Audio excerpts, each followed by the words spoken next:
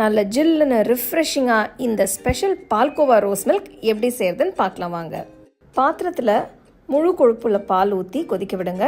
பால் கொதிச்சு வந்ததும் கலந்து விட்டு ரோஸ் சிரப் சேர்த்துக்கலாம். நல்லா மிக்ஸ் பண்ணிட்டு கலர் பார்த்து வேணும்னா இன்னும் கொஞ்சம் ரோஸ் சிரப் ஆட் பண்ணிக்கலாம்.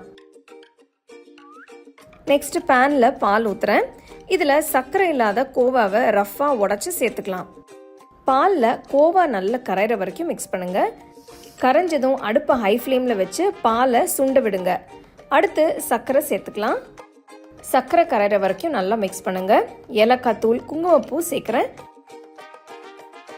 கொஞ்சமாக கெட்டியாகி இந்த பதத்துக்கு வந்ததும் வேற போலுக்கு மாற்றி ஆறவிடுங்க.